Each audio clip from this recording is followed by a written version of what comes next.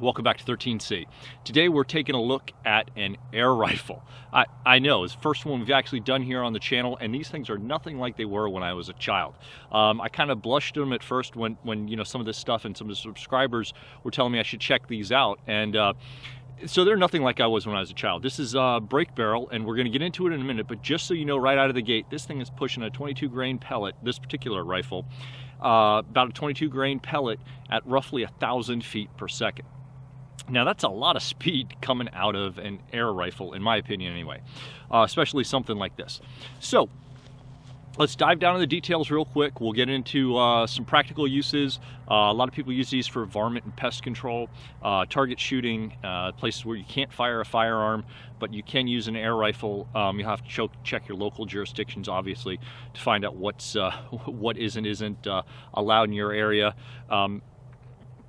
But let's just dive right down into this. So this particular rifle comes in at either .177 caliber, 22 caliber, which this one is, or 25 caliber. It uses a Vortex gas piston in here, and we'll get into how you actually operate this thing in just a minute. Up front, you notice this big thing up here. This is actually an integral muzzle brake and suppressor. Now, I know it sounds a little weird. You guys are used to seeing suppressor reviews on the channel for firearms.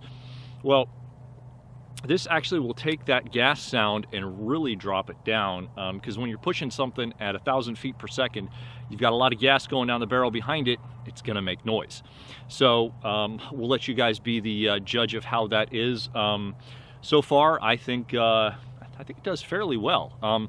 So basically, what I'm doing here for you guys is trying to go through the first steps of someone getting into a modern air rifle and just going through the process that I went through. And I've had this in for testing for a while. Unfortunately, weather hasn't cooperated with us. We've had a lot of wind and rain. And one of the things you've got to watch out for when you're shooting pellets like this is how much the wind will move some of those lighter pellets. So that's why I've tried to put it off to another day, and we're going to get as much covered as we can here today before the sun goes down, hopefully all of it, because we've been testing this for quite a while now. I mentioned the integral muzzle brake and suppressor. It has a two-stage quattro adjustable trigger. So I don't have a ton of experience with air rifles. I can't say how this trigger is to other air rifles. As far as for an adjustable trigger from a firearms blade, from a quality trigger, it's going to be better than a mil-spec AR trigger, let's say. And we'll just leave that there for now. This is going to be our base rifle review before we start getting into some bigger things down the line and an introduction to this. So if I get off of my terminology a little bit or other things, you got to bear with me, because this is honestly the first time I've really fully delved into something like this. It has something really important on it called an anti-bear trap feature, and I would assume most modern ones of these come with it, I would think. At least some of the research I've been doing, older ones do not, meaning that when you break this thing open and you go to cock it, if your hand slips, something like that, it's not going to slam shut on you and risk injuring yourself or somebody else. So that's a really important feature to make sure anything like this has. This isn't a child's toy. This is a 9.3 pound rifle. It comes with the optic that you see on it. If I was replacing something or upgrading something on this rifle, I think the most obvious thing to do would be to upgrade the optic. It has a SAS shock absorber system in it that helps to mitigate some of the recoil. Either it does a fantastic job of mitigating the recoil, or there's really not much to begin with anyway. Coming from the firearms background, I would say this is minimal compared to, you know, anything you come across 22. Basically somewhere along those lines. The cocking force for this, I mentioned it's not a child's rifle. It takes 50 pounds of force to actually cock this. So this is not something that is something you're going to hand to a 5-year-old, supervised obviously, and expect them to be able to load on their own, at least not without a lot of difficulty anyway. It's a rifled barrel, 19.6 inches, 48.8 inches overall length, and it comes with a 1-year warranty. I think that handles most of the specifics. Let's get into the shooting before we lose any more of our light here. And we may roll in some other groupings and stuff from other days into this video. But I want to get this out to you guys now because, like I said, we have some other stuff coming up. And I know with the holidays coming up, you know, air rifles can be on somebody's list. So let's go ahead and go through that now. like I mentioned, it's a break barrel. Give yourself just a little smack on the end, it'll open it up. And you take it, you bring it, and you cock it down. There's that anti-bear trap feature. It's not opening, it's not closing on you. It's just sitting there, and it's whatever your hand will do. We've got some 22 grain pellets here from H&N Sport. These are the Barracuda, and I've been told that these pellets go with this rifle pretty well. I'm not sure if they're quite, they go together quite like peas and carrots, but I've used a number of different pellets in here, and these seem to do pretty well. There, it's ready. It puts the safety on for you automatically, so there's that. And there we go. So take your safety off. Go ahead, find your target. And that's it. You heard a little bit of a spring in this. The other ping that you heard, I have a steel target down there. I just shot it into the steel target. Speaking of which, just a disclaimer, if you're gonna shoot into steel targets, make sure they're sloped and angled properly and designed to be used for air rifles, because the way these pellets hit, they probably don't shatter like a regular steel target is designed to handle on a full-size moving bullet. I don't know, it's a good question, but anyway, make sure they're sloped and angled right so you don't have anything coming back at you, and obviously eye protection is a must. Anyway, let's get this thing on the bench rest and see what she can do. While this hoodie from 1776 United is warm, I may have to put on a jacket as that sun's going down. It is getting cold. We're actually in the Midwest here where we're located, and it is the very end of November right now.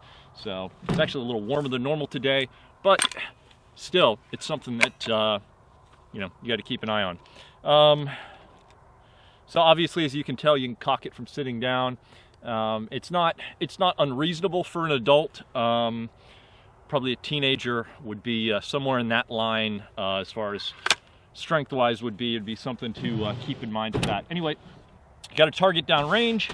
Let's see how she's grouping today.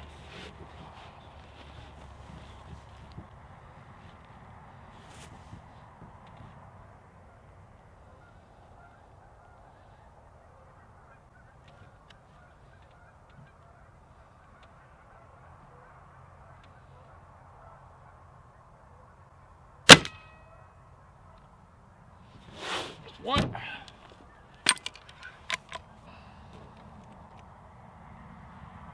Holy cow, my hands are getting cold. Sure brought better gloves out here, but normally when doing accuracy, I prefer something really super thin. These are the fast fit gloves. Generally, you'll see, for people who may be new to the channel, I wear a lot of mechanics gloves, different varieties, just because of the different things that I'll handle. Sometimes I want better dexterity.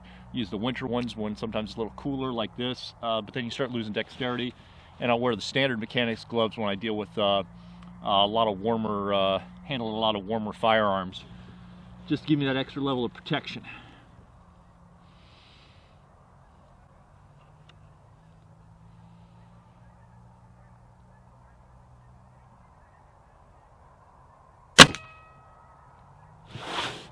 Two. Can't really tell on this optic where our shots are landing, even though it is a 3 to 9, and I've got it cranked all the way up to 9 here. Distance-wise, we are at 25 yards right now. Just to do some sighting in, we'll put up some numbers, do some other stuff for 13cgunreviews.com. We'll have an article up there on some of the stuff you can expect to see. While I'm thinking about it, you have an adjustable cheek comb here for your height to get you in line with whatever type of sight, either the factory iron sights or an optic you put on it, as well as there's some spacers in the back for your to adjust your length of pull as well.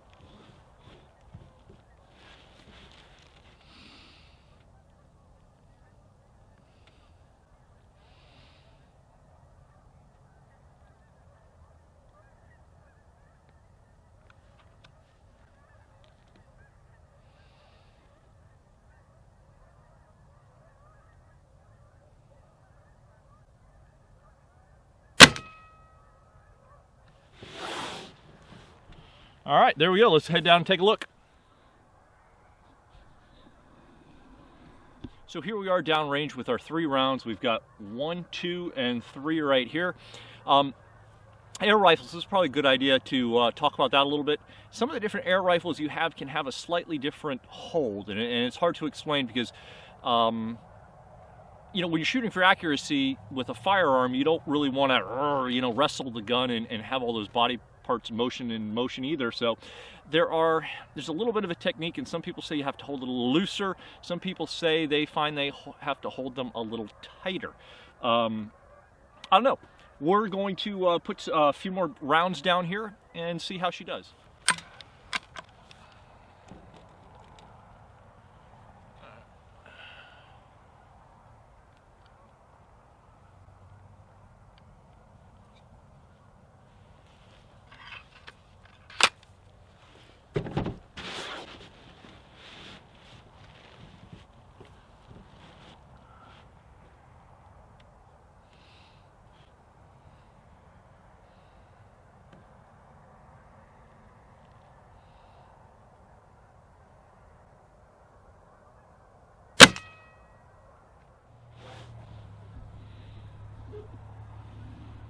I was mentioning that hold, and I held the rifle a little tighter this time, definitely tighter than I would have tried to have held the 22, you know, 10-22 or something like that. Anyway, we've got 2 rounds here, making 1 hole, and there's our 3rd round right there. So I think I'll fire 1 more grouping, and then we're going to close this out because we're losing our light rapidly here. It's pretty, the sun's almost below the horizon at this point, so otherwise the video is going to start getting grainy. Definitely leave your comments, things you'd like to see about air rifles moving forward as we kind of delve into this topic more. Your feedback thus far has been invaluable. We appreciate it. Facebook.com/gun reviews. You can leave them there. You could leave them down below as well if you'd like. And then, of course, on Instagram, we are at 13C Gun Reviews as well. A lot of behind-the-scenes stuff there. Thanks again, everybody. 13C.us or 13cgunreviews.com. You'll find more links, information, all the technical data on this rifle and where you can find it as well. And also take a moment to go ahead and check out our swag shop. We got some awesome soap collaborations from Fight Soap. We have our American Spring commemorating the battles of Lexington and Concord. We have a brand new American Christmas collaboration with them celebrating the crossing of the Delaware, where Washington crossed the Delaware on Christmas night to kill Hessians in their sleep. Another fantastic collaboration with them. And of course the various patches that we have that are unique here to the channel and custom to our own designs here in-house. Thanks again, everybody. Stay safe, and we'll talk soon. So there we are with our last grouping. I'm going to call it a night, just not because the sun's almost down, but also because I do like to end on a high note where I can. That's a grouping well under an inch right there, so I'm really happy with that.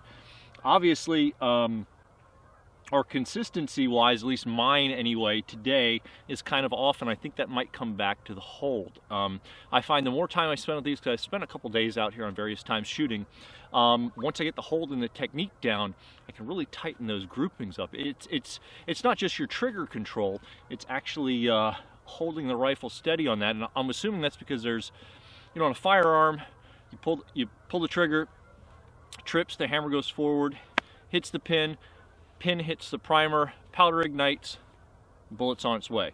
In this case, either there's more moving parts in there. You can feel it when it discharges these air rifles. You can feel it shift and move on you, not just in a backward pattern, but to the side, almost like a, I don't want to say a misaligned muzzle brake, let's say, because, you know, some muzzle brakes, like on AK-47, the slant muzzle brake, for example, diverts the gases to the side to help not just push the muzzle down, but keep it from pulling and turning a little bit to the side as it fires.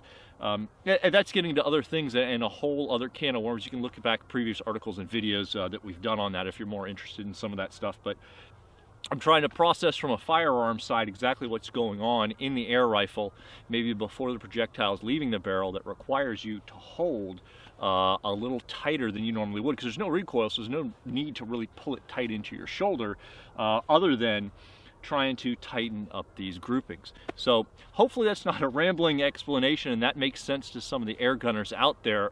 If you're familiar with air rifles, not just this one, but any in particular that uses the same gas piston type mechanism, let me know. Give me some feedback on that, because I want to learn and grow in this as well and try and help some of my viewers who have had some questions as well. Thanks again, everybody. Talk soon.